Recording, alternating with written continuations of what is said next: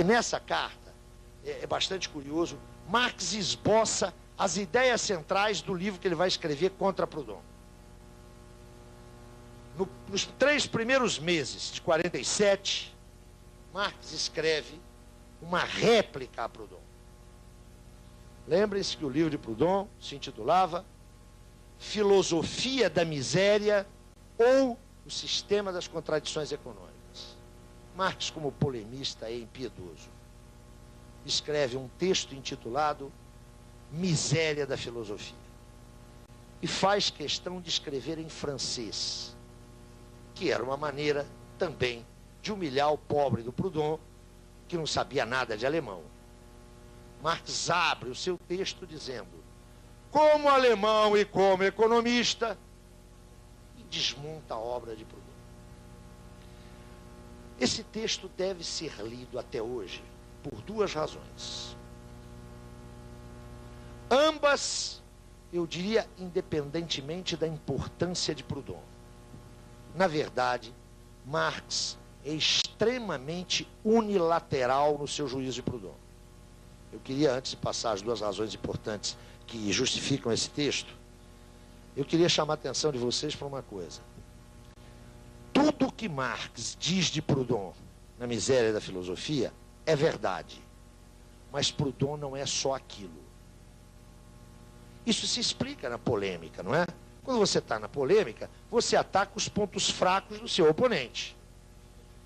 E tome de ponto fraco em Proudhon. Entretanto, quem lê a Miséria da Filosofia, se lembre desse velho professor aqui e não repita o meu erro. É sempre bom a gente passar um pouquinho da experiência da gente, né? Eu li a Miséria da Filosofia quando vocês não eram nascidos.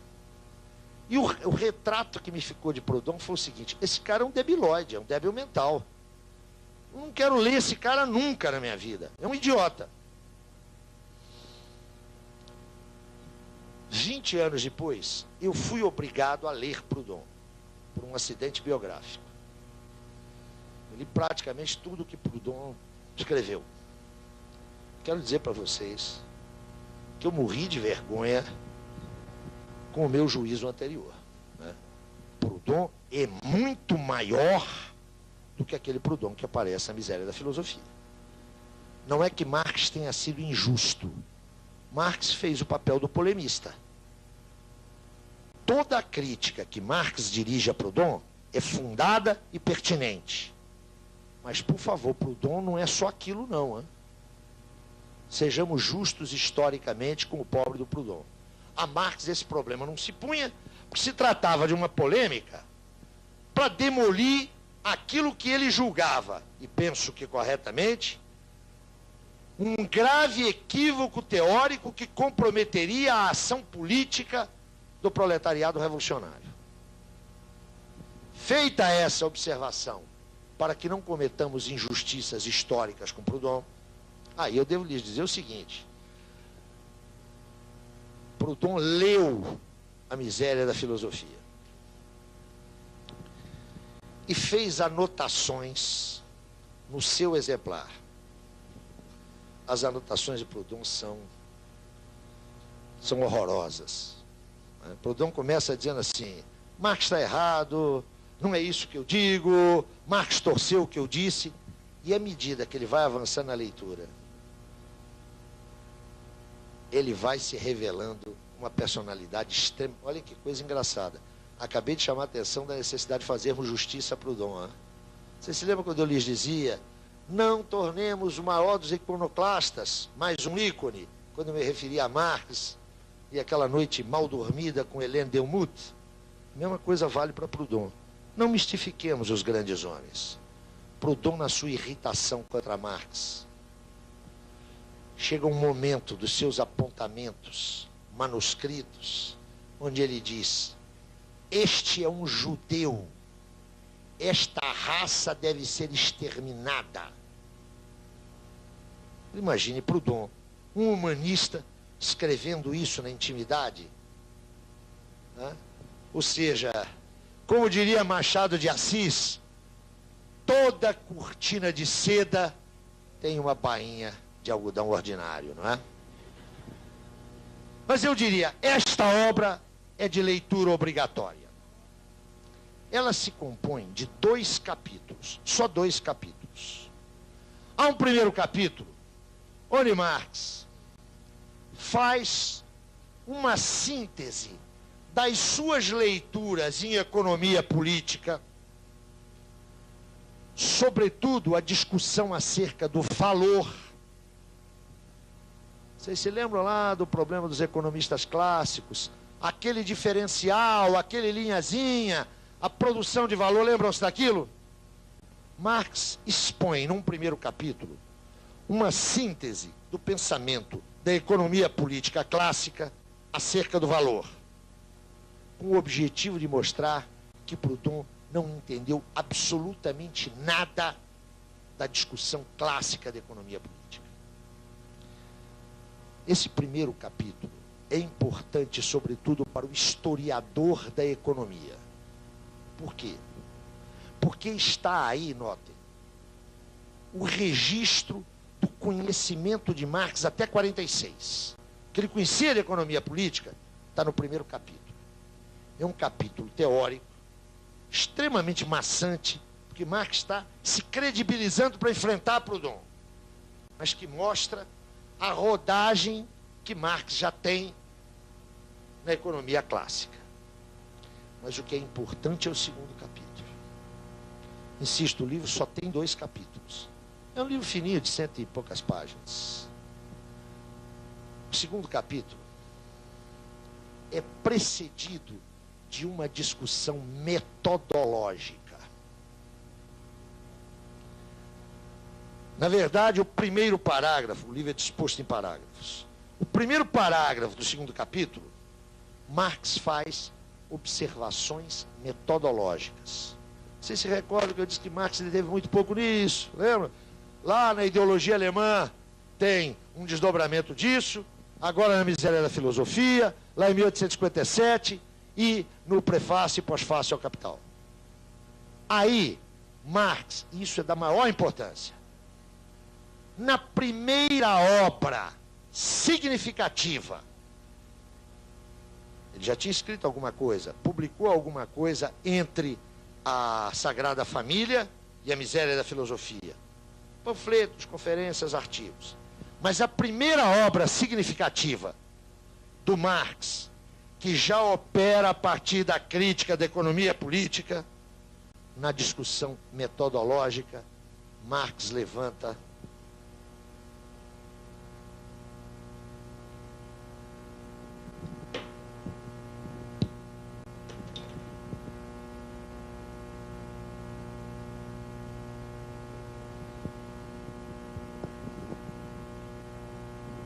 a categoria da totalidade como categoria teórica e ontológica fundamental. É aqui que aparece pela primeira vez, de forma explícita, a preocupação com a totalidade, a que voltaremos amanhã. Amanhã é sexta-feira. Eu estou fazendo essa anotação porque nesse segundo capítulo, onde Marx se estende 10 ou 12 páginas acerca do método adequado para se estudar a sociedade. E o ponto principal é que aqui, ó, ele tematiza pela primeira vez a categoria de totalidade. Então, primeira razão da importância deste livro, para além da querela e do esbofeteado pobre do Proudhon, é que aí, do ponto de vista da crítica da economia política, e nós já vimos o que era a economia política lá atrás, e o que significa a sua crítica, Marx formula a exigência da totalidade como categoria organizadora da reflexão, como categoria teórica, mas ao mesmo tempo pondo-a, enquanto categoria teórica, como expressão de um modo de ser da realidade. A categoria da totalidade é fundamental para a crítica da economia política e, portanto, fundamental para a teoria social, porque ela é uma categoria constitutiva da realidade. Não se trata de uma categoria intelectiva. Ela é uma categoria ontológica. Ela existe como tal. Ela é uma expressão da existência social. Essa discussão metodológica que precede o segundo capítulo também é importante porque, mais uma vez, Marx fará referência a Hegel. E o Marx que faz referência a Hegel aí não é o Marx de 43, sob influência de Feuerbach. Agora é um Marx que, mesmo assinalando a enorme diferença entre a sua forma de analisar e a forma de conceber de Hegel, reconhece em Hegel a referência fundante da sua formação.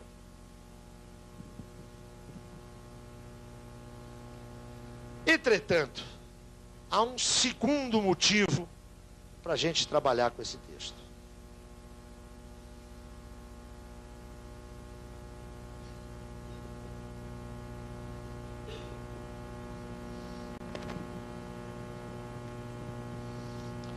É na miséria da filosofia, no capítulo 2 de polêmica com Proudhon, que Marx explicita, que Marx expressa a sua primeira análise do modo de produção capitalista. É aqui, neste livro, que, de posse de um conhecimento já razoável da economia política clássica e de um acúmulo, de uma densificação dos seus conhecimentos históricos e políticos, é aí, pela primeira vez, que Marx oferece um quadro sinótico, um painel resumido da constituição do modo de produção capitalista. Então aqui comparecem afinadas as categorias de forças produtivas, relações de produção. Aparece uma aproximação à inovação tecnológica no âmbito do modo de produção capitalista. Aparece a primeira sinalização das crises sobre o capitalismo. E quero chamar a atenção de vocês para a importância dessa caracterização. Marx está escrevendo na segunda metade dos anos 40. A primeira crise tinha ocorrido cerca de 15 anos antes.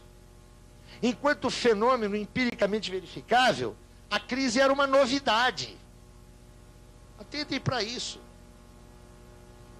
O fulano não está trabalhando com uma problemática cuja referencialidade empírica fosse abundante. Não, pelo contrário. Havia indícios do caráter necessariamente cíclico da produção capitalista. Havia indícios. Cíclico, atenção, no sentido de cíclico, desembocando a crise. Não cíclico no sentido do ciclo produtivo. Pois bem, Marx já levanta todas essas questões. Há uma discussão da relação do modo de produção capitalista com a inovação técnica. Há a discussão da tensionalidade e da contradição entre a dinâmica das forças produtivas e a dinâmica das relações de propriedade. Mas, sobretudo, há nesse texto, pela primeira vez explicitado, o produto político da dinâmica do modo de produção capitalista. Aquele conceito de classe que aparece no pensamento marxiano lá na segunda crítica a Hegel, agora é trabalhado, é concretizado na análise do movimento dos trabalhadores na Europa. É aqui, na miséria da filosofia, que vai aparecer a célebre distinção que evidentemente é impensável sem a figura lá atrás de Hegel, mas a célebre distinção fundamental para a prática política daqueles que se remetem a Marx, entre a classe em si e a classe para si. É aí, na miséria da filosofia, que essa caracterização aparece. Notem, Marx está tratando do modo de produção capitalista, mas ele está pensando na sua totalidade. Não se trata, portanto, e tão somente, de encontrar formas de análise capazes de reproduzir idealmente o movimento da produção material. Marx está discutindo aí a produção capitalista e já aponta para o fato de que ela é sempre reprodução das relações sociais capitalistas. Aqui, ó, o proletariado deixa de ser uma referência simbólica e passa a ser estudado nas suas determinações histórico-concretas. Marx está ligadão, ó, com a evolução do movimento cartista na Inglaterra. Está observando todas as lutas europeias para a limitação legal da jornada de trabalho. Mas está também com o olho posto na organização burguesa. Ele está observando o conflito político que se estabelece na Inglaterra entre os interesses industriais e os interesses da nobreza fundiária. Marx faz uma primorosa análise das condições que levam à aprovação da lei sobre os cereais. Vocês conhecem essa briga? Então vamos resumir depressinha, porque é lateral, é só para vocês entenderem a importância da análise de Marx. A coisa é a seguinte: os grãos norte-americanos estavam forçando a queda da produção inglesa. O trigo americano estava chegando na Inglaterra a um preço muito mais baixo que aquele que expressava os interesses, os gastos e a produtividade do produtor inglês. O que é que a oligarquia faz? Introduz uma série de barreiras alfandegárias. Taxa o trigo americano. Claro, não é? Nosso interesse é fechar o mercado. Bom, com isso, o custo de reprodução da força de trabalho ia lá para cima. Qual era o interesse dos industriais? Qual era o interesse dos burgueses de Manchester? Abolir essa legislação para o trigo americano entrar mais barato, alimento básico ainda era o pão, e com isso forçar os salários para baixo, é óbvio. Notem que interessante, é uma luta interna à fração dominante. Marx analisa esse conflito e mostra como os trabalhadores ingleses tomaram partido em face disso. E por que tomaram partido? Notem, a análise que Marx está oferecendo do modo de produção capitalista, ela é nutrida, isso vai ser uma constante na elaboração de Marx, ela é nutrida pela informação teórica, a crítica à economia política, mas atenção, Marx tem um olho lá na economia política, e o outro está no movimento social real, está no movimento das classes sociais. Ele está ligadão com o que está se passando no seu tempo. De Marx é possível dizer aquilo que Drummond disse de si mesmo, né? A minha matéria é o tempo presente. Marx está lá. Matéria dele é o tempo presente. Está de olho ali, ó. Olha a coalizão. Olha o que o cartismo está dando. Olha o surgimento não das trade unions, mas das grandes articulações operárias. Marx não fez pesquisa no seu box da universidade. Marx não foi a campo. Você daquele objetozinho. Não, era o movimento das classes sociais. Era isso que nutria. Era isso que dava músculo, carne, sangue ao esqueleto teórico. A análise do modo de produção capitalista aqui é a primeira análise de Marx que vincula uma estrutura teórica dada com o seu movimento histórico. Ontem eu conversava com uma socióloga, só um minutinho, e falávamos um pouquinho de como é que a sociologia sempre trabalhou, não diremos numa dualidade, mas sempre meio exprimida entre uma sociologia sistemática e uma sociologia histórica, né? Entre o eixo da diacronia e o eixo da sincronia. Em Marx não existe isso. Uma estática e uma dinâmica sociais são próprias de Comte e dos seus herdeiros. Aqui, ó, uma estrutura teórica não é um modelo, não é um paradigma para se pensar a realidade. É a reconstrução ideal da estrutura real desse objeto, mas que é um objeto em processo. Marx aprendeu a lição de Hegel. Ser é processo. Ser é processualidade. E não caiamos nas banalidades de que tudo está em transformação. Não é isso, não. É uma processualidade movida. É uma processualidade dinamizada pelo sistema de contradições inerentes a este mesmo processo. Isso aí é o que a gente chama, eu não chamo, mas quase todo mundo chama de dialética. É só para vocês não irem embora dizendo, o Zé Paulo falou uma semana sobre Marx e não falou em dialética. Estou falando nisso o tempo todo. Eu só não estou metendo carimbo.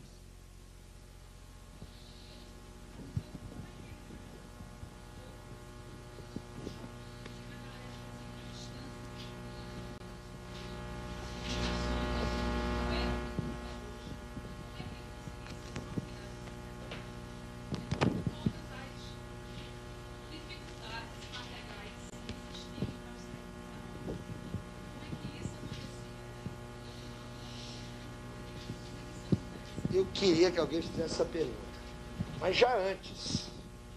Eu não queria do sofista lá que me embananou, que eu vou ter que estudar.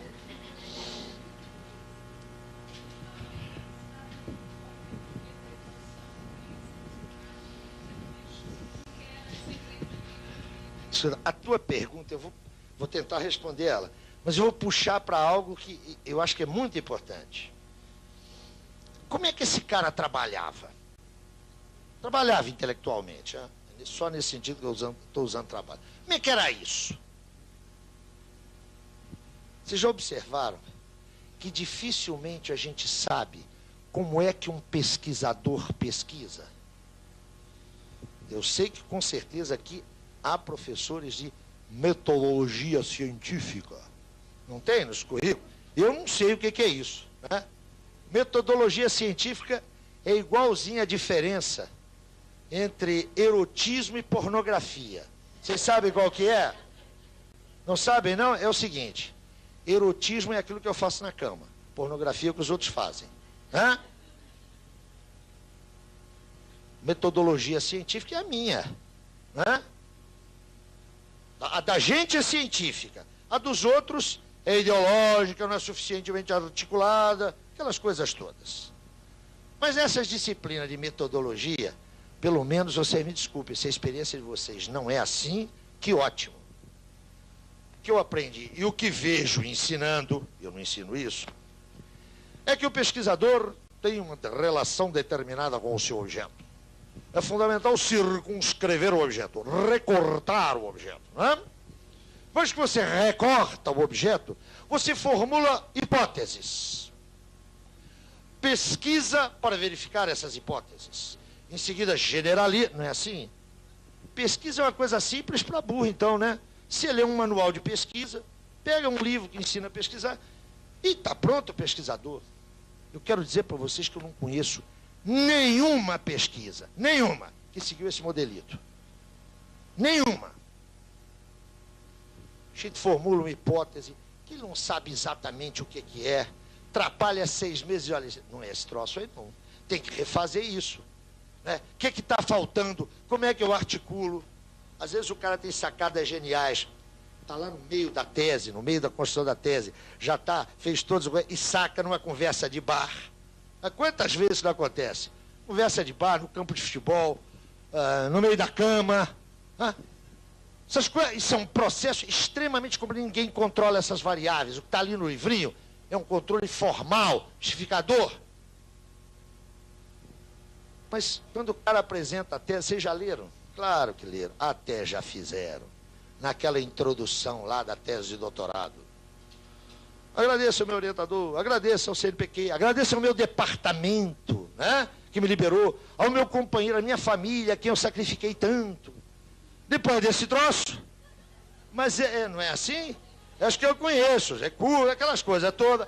Aí vem o seguinte, a minha hipótese central foi a seguinte, era lista a hipótese.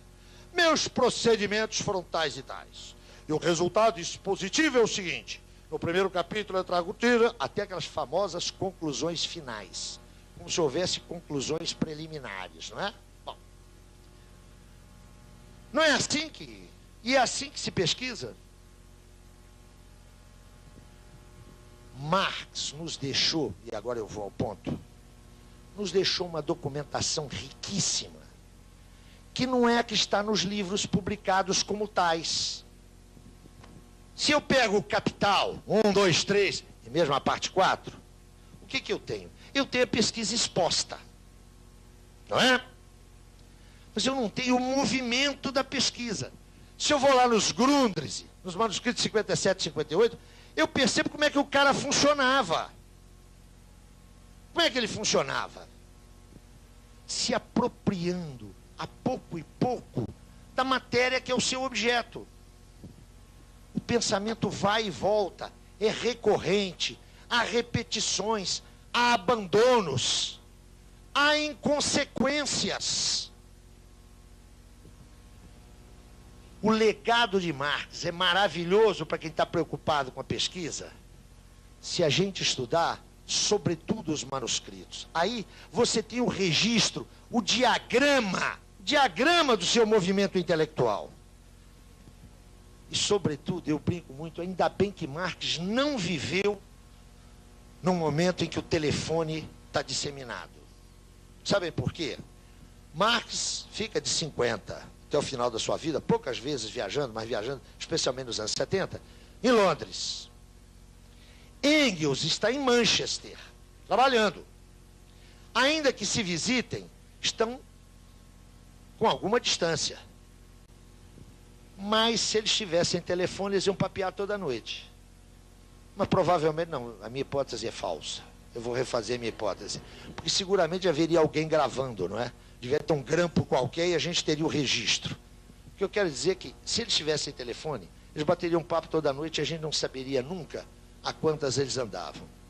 Eles se escreviam várias vezes por semana. Já naquela época o correio inglês funcionava. Na correspondência de ambos, que é uma fartíssima correspondência, nós podemos notar, a correspondência não era fofoca, hein? Tinha também fofoca. A correspondência eram os seus problemas teóricos. Marx fazendo indagações a Engels, Engels sugerindo textos, sugerindo indicações, sugerindo pistas de investigação.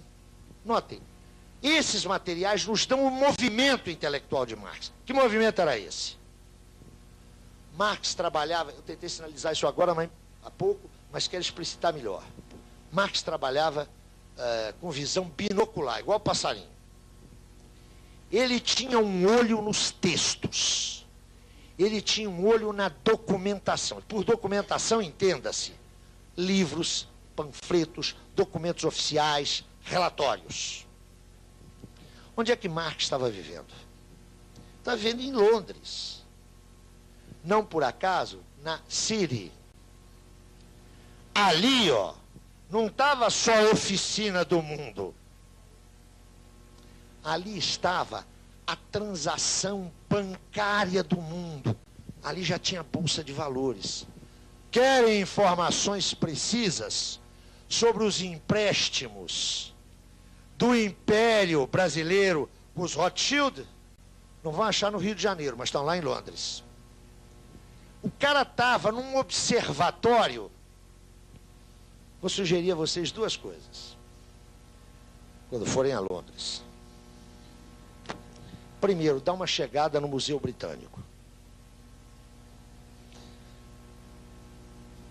Pois é, mas de qualquer maneira, a hemeroteca está lá. Vocês sabem o que é uma hemeroteca, não é? Coleção de jornais. É uma biblioteca de jornais. Vocês vão encontrar praticamente todos os jornais provinciais brasileiros lá.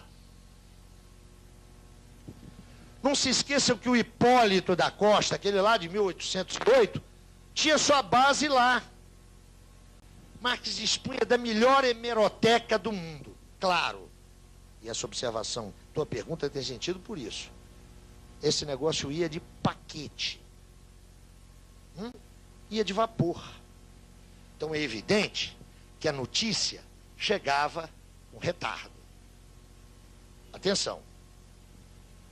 De qualquer maneira, ele estava no centro que coligia a informação. Ele tinha um olho nessa documentação.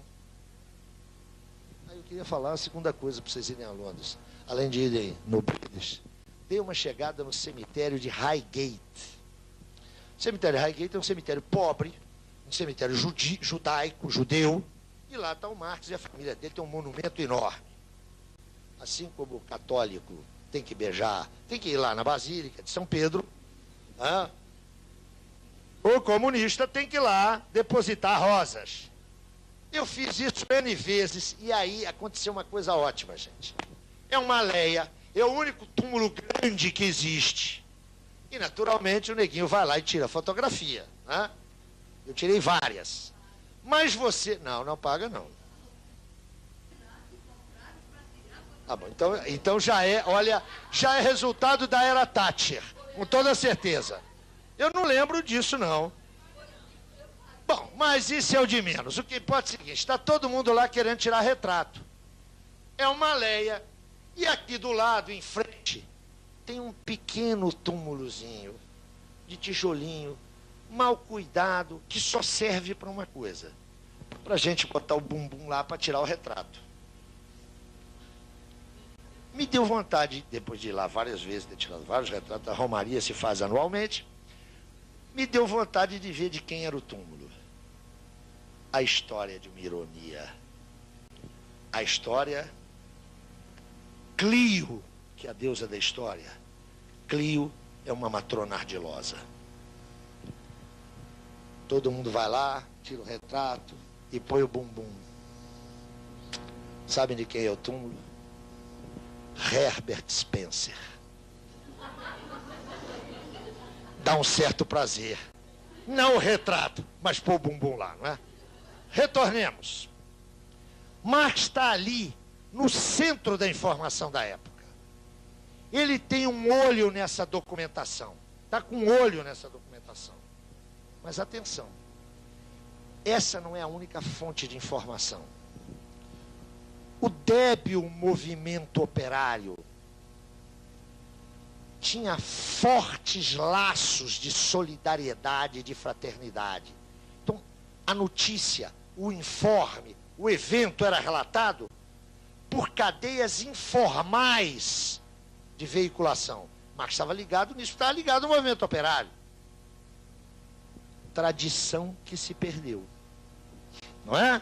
Essa tradição hoje é muito débil. Hoje nós lemos um jornal progressista, suponho que aqui em Pernambuco também, a intelectualidade de esquerda de São Paulo, eu todo assinante desse jornal, a Folha de São Paulo. É evidente que quem lê a Folha está mal informado, não é? É óbvio. É óbvio. A Folha existe para desinformar. Então Marx está ligado com esse tipo de informação. Mas o outro olho, a visão binocular, ele está acompanhando todos os processos políticos visíveis. E é claro que isso não apenas levou a esse acompanhamento, mas o levou a equívocos. Eu vou apenas sinalizar um. Marx estava de olho na América. Marx não fala em Estados Unidos, fala em América. Hã? E Marx tem uma profunda admiração pela América. Surpreendente hoje para algumas pessoas, não é? Quando Lincoln é reeleito presidente, Marx, em nome da Associação Internacional, lhe passa um telegrama que vocês deviam ler. Eufórico. A vitória Yankee, para Marx, foi fundamental. Destruía o latifúndio e a escravatura. Quando os gringos tomam a Califórnia, depois antes tomam o Texas e o Novo México, Engels escreve para Marx preocupado, dizendo, olha, caráter expansionista, sabe o que Marx diz? Que maravilha! Lembre-se da historinha de Lafargue, contada aqui anteontem. Que maravilha! Os operosos Yankees vão promover o desenvolvimento que esses mexicanos indolentes não promoveram. É esse Marx, né? Ele está de olho na América Latina. Pedem a ele uma biografia, um verbete de uma enciclopédia de Bolívar. Vocês não leram esse texto de Marx, chamado Simão Bolívar? Então, por favor, não leiam. O texto é um desastre de desinformação. Ele desqualifica o Bolívar. Marx não entendeu nada de Bolívar, nada. O que nos faz estar aqui é que Marx acertou no atacado. Onde é que foi o atacado? Sabe onde é que foi o atacado? As tendências estruturais da sociedade burguesa. Eu vou lhes propor uma brincadeira para amanhã. Vocês vão chegar em casa hoje, ou à tarde, ou aqui, vão abrir o manifesto do Partido Comunista e vão ler aquele primeiro capítulo lá, sobre a constituição do mundo burguês. Aquele onde Marx está dizendo, olha, a burguesia em pouco tempo realizou mais maravilhas do que o passado da humanidade. Ele ali descreve a sociedade burguesa, ele e Engels, não é? Dizem lá, olha, a burguesia cortou, tirou o véu idílico que cobria todas as relações de dependência e colocou entre os indivíduos o frio peso do metal dinheiro. Fez do padre, do professor, do médico, do advogado, um vendedor. Lembram-se disso? Leiam essa parte. Depois que vocês lerem, fechem os olhos e se indaguem se aquilo era o mundo em 1848. Claro que não. Aquilo é uma visão inteiramente futurista. Um sujeito que em 1848 abrisse aquele troço, ia dizer, esses dois caras são delirantes. Aquela descrição é a descrição do nosso mundo hoje. Quase 160 anos depois, eles acertaram. É a descrição do nosso mundo. Sabe o que faz Marx? E agora eu respondo para você.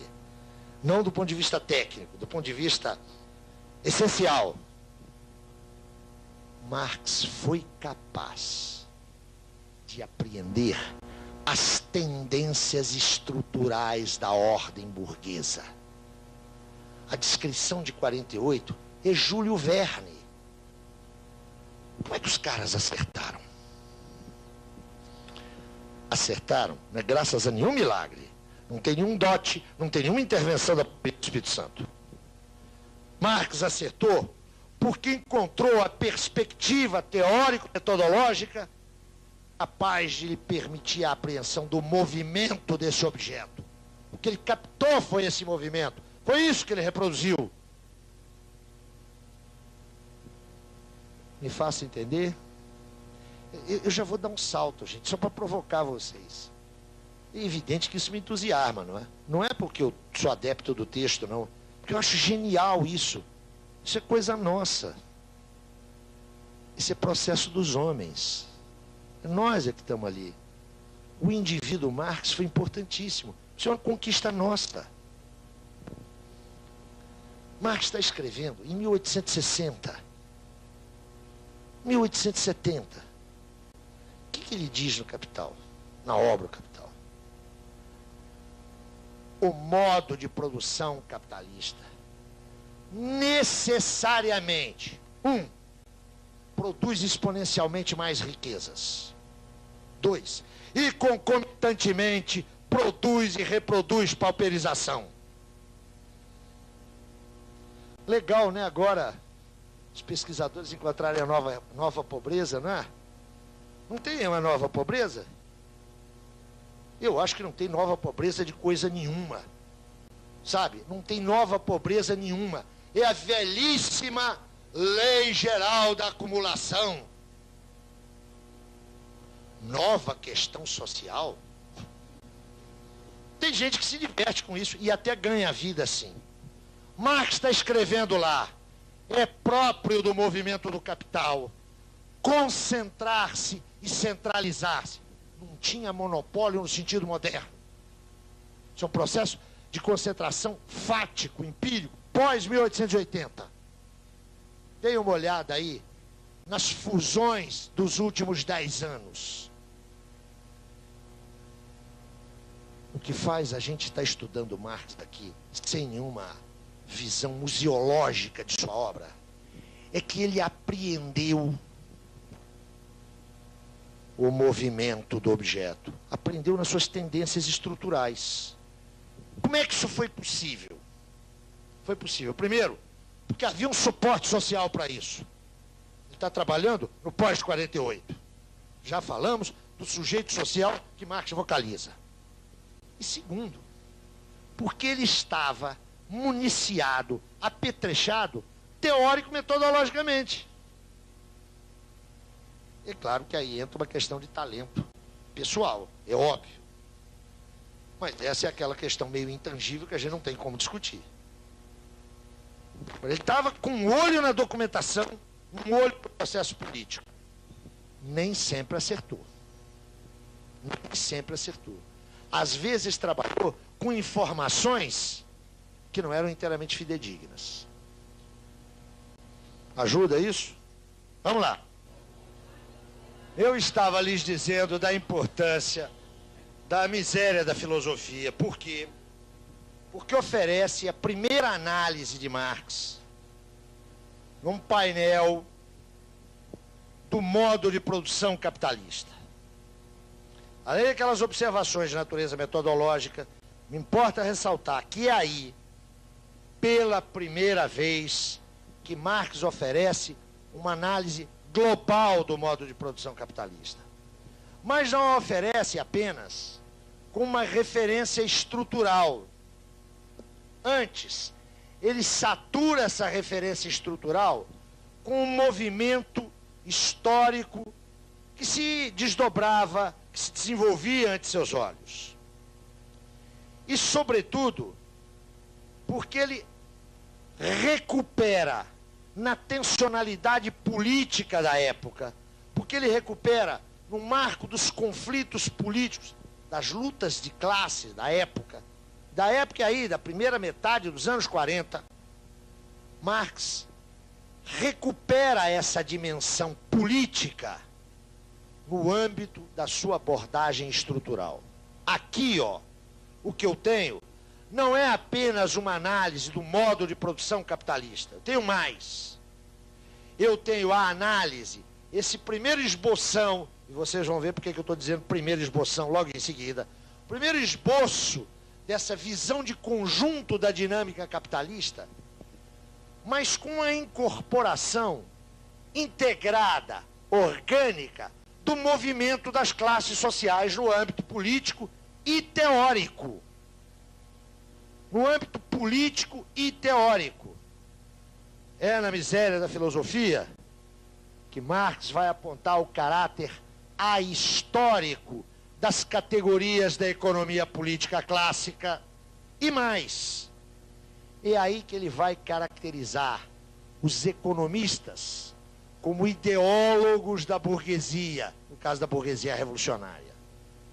Aqui eu tenho, pela primeira vez, um Marx que, partindo da crítica da economia política, olha lá o primeiro capítulo, discutindo valor, é capaz de reproduzir idealmente, categorialmente, o movimento de constituição da ordem burguesa.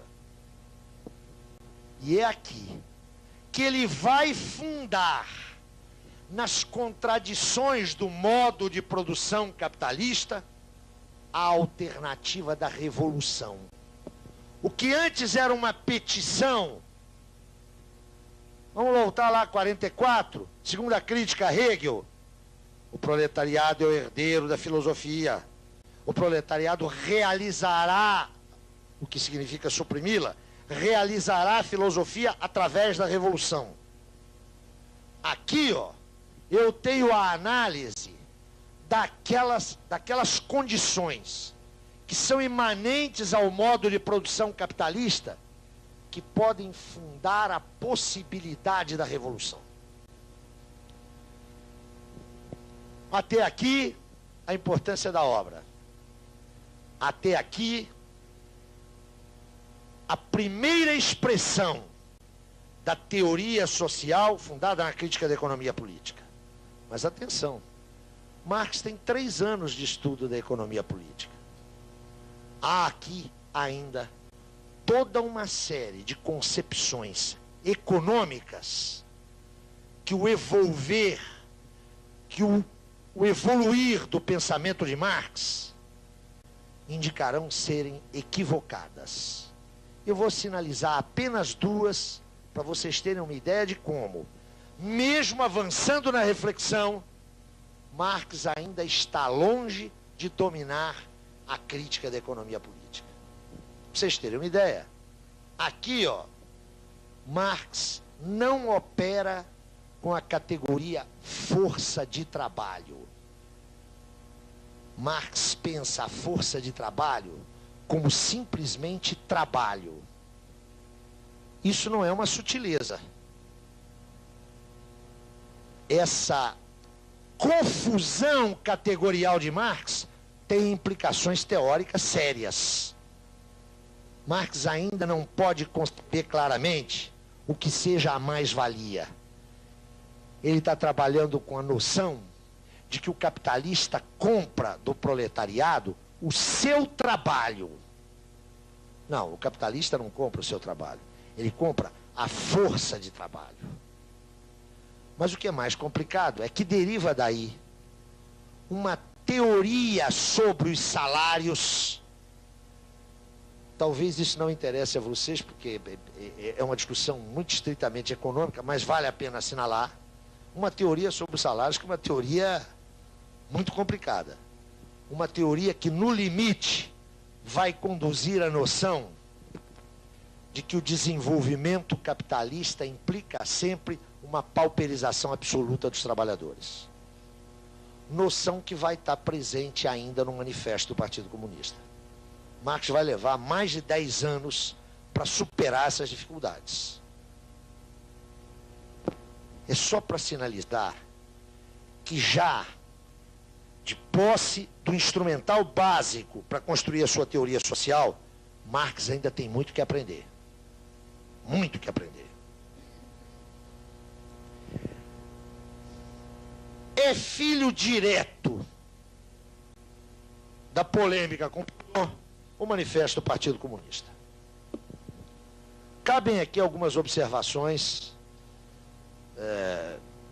Na hora que eu saí para tomar café, eu vi que alguém está com a edição do manifesto, a edição do Sesc Centenário, dos 150 anos do manifesto, para a qual eu fiz uma longa apresentação e foi publicada pela Cortez. Eu vou retomar aqui algumas das ideias que estão lá, porque me parece que ajuda a entender a significação do manifesto. Queria chamar a atenção de vocês para uma coisa: esse é um documento político. O manifesto é um documento político. Não é um documento inovador na forma. A tradição política do século XIX já registrava essa expressão programática. Lembro para vocês que é de 1797 o Manifesto dos Iguais, de Graco Babeuf e Sylvain Maréchal. Ali se inaugura essa prática, que já tinha, digamos, alguns precedentes no processo da Revolução Francesa. A primeira metade do século XIX é generosa em inúmeros manifestos. Do ponto de vista dessa forma de expressão, o manifesto não é um documento inovador. O que é absolutamente inovador no manifesto é que, pela primeira vez na história, uma programática política é precedida de uma fundamentação teórica. O que é importante, o que é absolutamente peculiarizador do Manifesto do Partido Comunista, é que, pela primeira vez, uma programática política.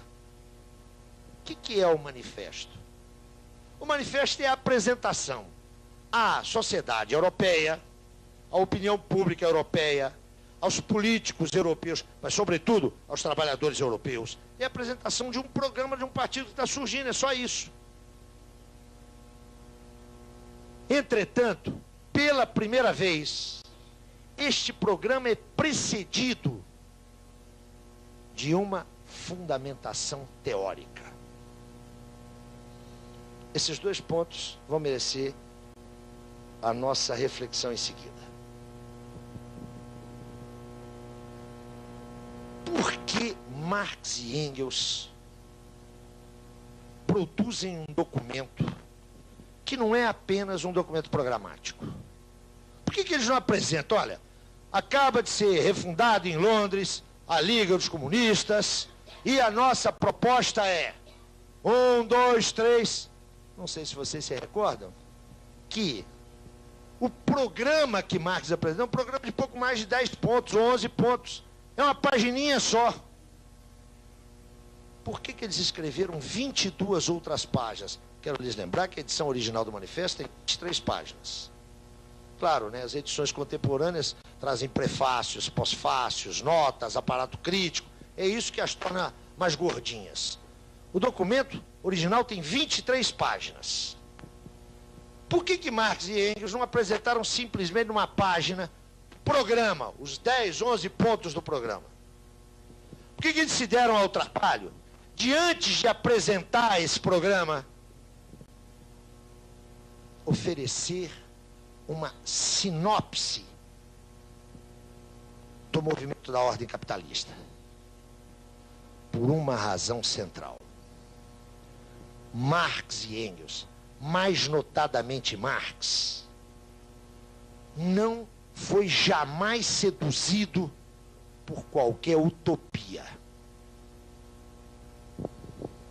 Que coisa absurda, não é? Falar isso. Vocês não acham que é importante reinventar a utopia? Vocês não acham que a esquerda está carente de utopias? Vocês têm todo o direito de achar. Tenho visto intelectuais da maior qualidade, da maior responsabilidade, repetirem essa cantilena, esse cantochão monótono. Quero lembrar para vocês que o caminho de Marx foi da utopia para a teoria. Não é por acaso que, quando se selecionam 3 capítulos de uma obra sua editada em alemão para uma edição francesa, Engels concorda com a formulação que ele é dado, que aliás está lá, do socialismo utópico ao socialismo científico. Vocês sabem que isso não é um livro de Engels, né? É, na verdade, uma edição de partes de uma outra obra sua. Marx e Engels detestavam o utopismo. Para Marx e Engels, o utopismo é próprio de uma classe operária, ou frágil ou derrotada. É utopista quem é incapaz de fundar no movimento real uma proposta factível. Para Marx, o comunismo não é uma utopia. Textualmente, o comunismo não é um estado ideal que deve ser alcançado. O comunismo é um movimento real que, ante os nossos olhos, corrói as bases da sociedade contemporânea. O esforço de teorizar, o esforço de fazer uma análise das lutas de classe, uma análise do desenvolvimento da burguesia, uma panorâmica daquilo que parecia ser o estado do capitalismo naquele momento. Esse esforço é para dizer, ó, o nosso programa não é a expressão de desejos. O nosso programa não é um projeto utópico para o qual nós estamos convocando vocês, não. O nosso programa é um projeto viável e factível. O nosso programa é o projeto de uma sociedade que não está brotando da nossa cabeça. É uma sociedade que pode ser faticamente constituída, porque já agora há tendências que mostram a sua possibilidade. Pela primeira vez, um programa político é apresentado com embasamento teórico. Isso não significa que para Marx e para Engels a política fosse uma extensão da teoria. Marx e Engels sempre tiveram muito claras as especificidades da teoria e da política. Teoria se faz com indagação. Teoria se faz com dúvida. Teoria se faz com pergunta. Quem não formula pergunta, quem não supõe a possibilidade do erro, não faz teoria, não investiga. O ponto de partida da teoria é a dúvida. O ponto de chegada da investigação teórica é a pretensão à verdade, mas a clareza de que as verdades alcançadas podem ser revisadas e podem ser refutadas. Política se faz com convicção. Eu já disse isso aqui, vou repetir. Você não lidera com dúvidas. Você não lidera, você não convoca, você não interpela com perplexidades. Marx e Engels sempre tiveram isso muito claro. E esse documento, propondo medidas de revolução social fundadas numa interpretação, fundadas numa análise teórica da realidade, tinha um duplo objetivo. De um lado, romper com qualquer utopismo, romper com qualquer noção de que nós vamos criar uma sociedade ideal aqui na nossa cabeça, certinha, arrumadinha, perfeita, sem problemas, e vamos convocar os homens para lutarem por esse modelo. Não, o comunismo é uma possibilidade posta pela dinâmica da ordem burguesa. Mas uma possibilidade não é uma realidade. Converter uma possibilidade em realidade demanda a vontade política organizada dos homens.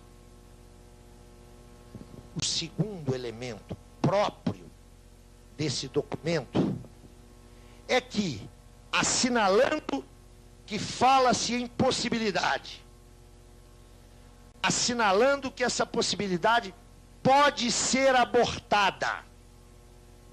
Ela pode ser abortada. O resultado da luta de classes no momento de transição revolucionária, ou é a vitória textual da classe que traz em suas mãos o futuro, ou é a derrota das classes em presença, é a aniquilação das classes em presença, com tudo que significa de perda de acúmulo do patrimônio histórico social. Mesmo chamando a atenção para o caráter de possibilidade, esse é um documento político. Então, chamando a atenção para essa possibilidade, há convocação, há interpelação e há afirmação. Vamos à luta porque venceremos. A paixão revolucionária não é incompatível, antes é inteiramente compatível com uma análise teórica rigorosa. Esse documento é uma síntese, é um ponto de chegada do deslocamento da crítica filosófica para a teoria social. Mas ele também reflete o estado em que se encontrava a evolução de seus autores. Eu falei há pouco numa insuficiência teórica lá da miséria da filosofia. Essa insuficiência aparece claramente aqui no Manifesto do Partido Comunista. Uma leitura atenta do Manifesto do Partido Comunista mostra que a tendência de fundo que os seus autores levantam é a tendência de uma pauperização absoluta dos trabalhadores. Essa concepção teórica é falsa. O evolver das pesquisas de Marx o comprovou e Marx não teve dúvida em refazer essa concepção. Mas há mais problemas no manifesto. Há uma oscilação na caracterização da classe dominante. Ora, Marx e Engels falam em opressores, ora falam em exploradores. Essa vacilação não é casual. Ela expressa algumas das debilidades teóricas da análise que Marx faz da ordem burguesa, que já é sintomatizada lá em 47, ele não concebe que a transação entre capitalista e proletário incide sobre a força de trabalho e não sobre o trabalho. Entretanto, essas debilidades não tiraram nem a força histórica desse documento. Esse documento foi o documento inspirador de todo o processo revolucionário significativo da segunda metade do século XIX e de praticamente todo o século XX. Não é pouca coisa, hein? Não é pouca coisa. Em segundo lugar, e é isso que nos interessa, esse documento nos dá uma plena radiografia de onde Marx chegou, Marx e Engels, mas aqui o meu interesse é com Marx, de onde Marx chegou em 48. Ele já tem, no essencial, elaboradas as suas matrizes de análise da ordem burguesa. O que mudar daí para frente, mudará num sentido de aprofundamento da qualificação analítica dessas matrizes. E em segundo lugar, aqui, mais do que em qualquer outro texto marxiano, aquela imbricação referida na nossa introdução entre conhecimento teórico e prática revolucionária se mostra na sua inteireza e na sua plenitude. Sob esse aspecto, o manifesto não é apenas um documento político. Ele é também, do ponto de vista da constituição da teoria marxiana, ele é também um indicador de a que ponto Marx chegara no final da década de 40. Aqui, ó, toda a elaboração teórica e toda a prescrição política, a indicação política, toda ela já se calça numa crítica à economia política. Entretanto, Marx está longe ainda, pelas indicações que acaba de fornecer, está longe ainda de ter afinado inteiramente o seu instrumental. Isso vai ser a tarefa que lhe caberá na década seguinte, nos primeiros anos de exílio.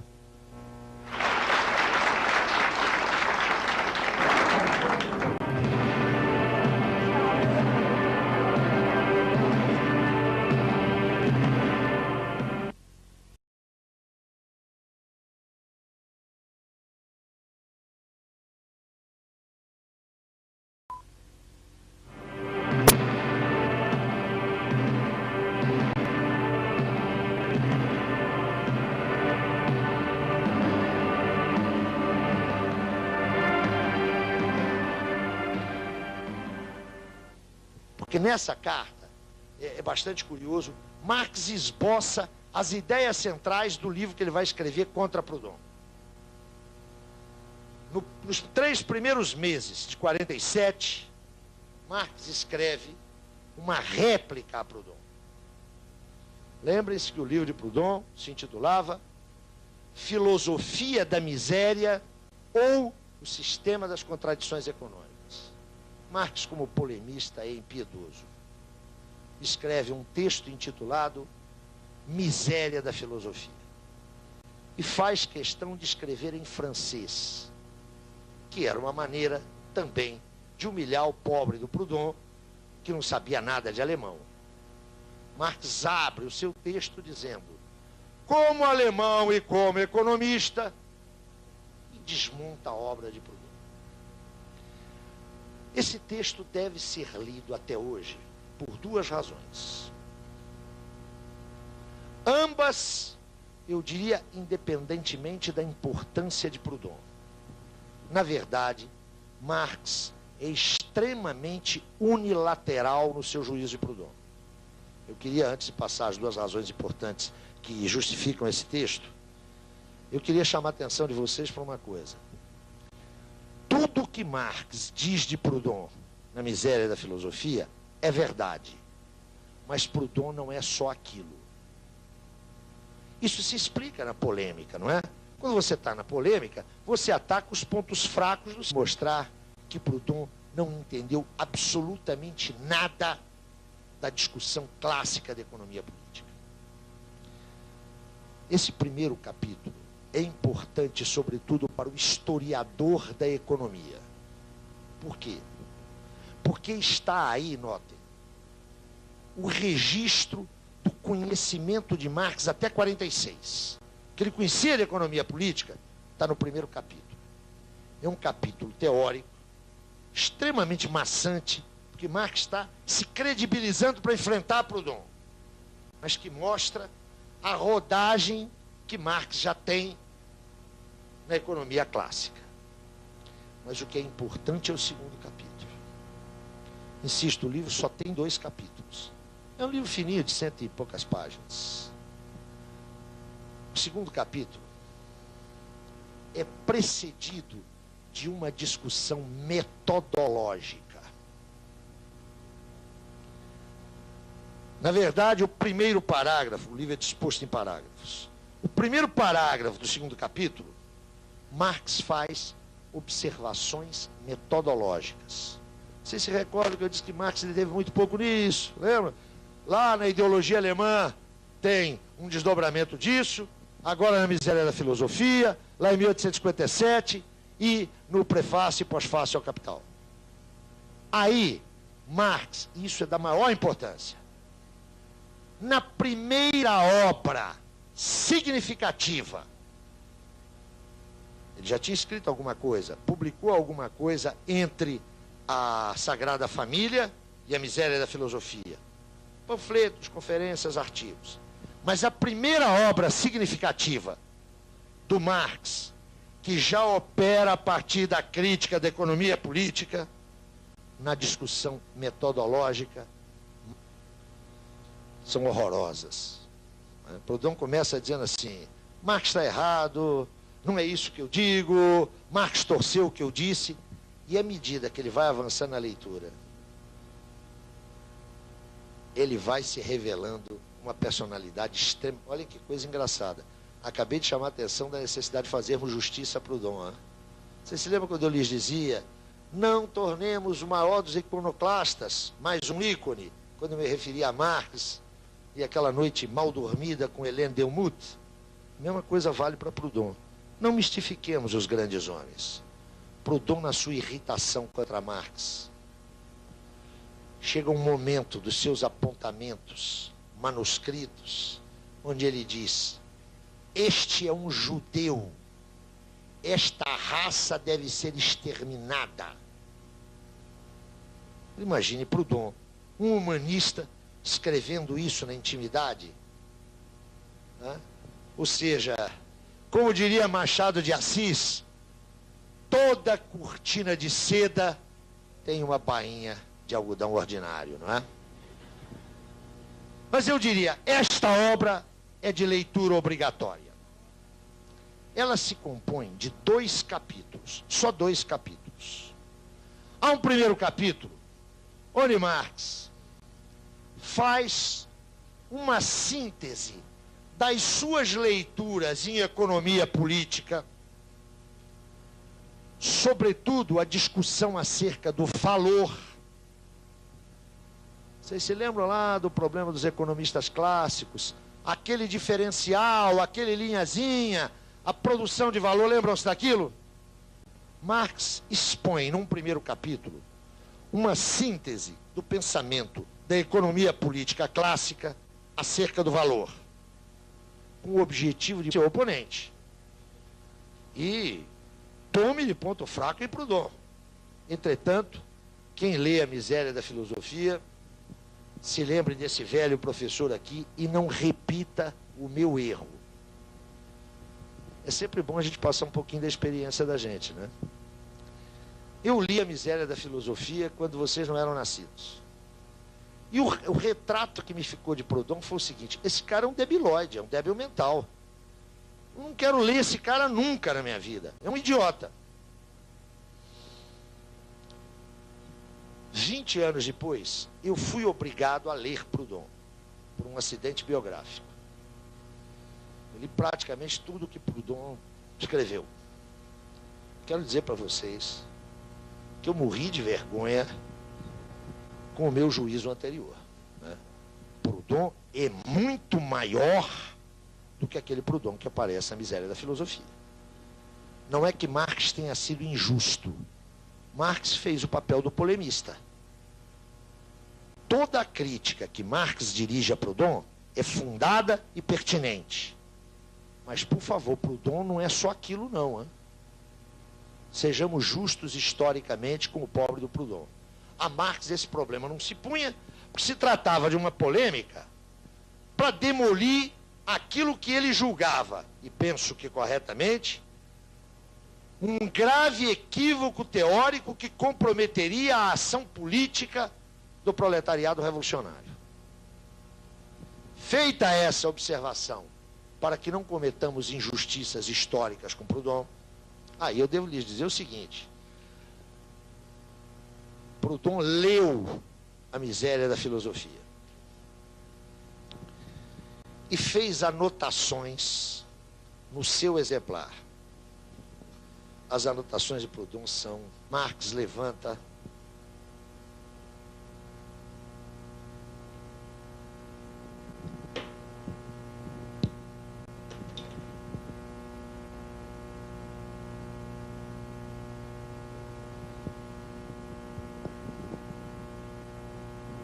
a categoria da totalidade como categoria teórica e ontológica fundamental.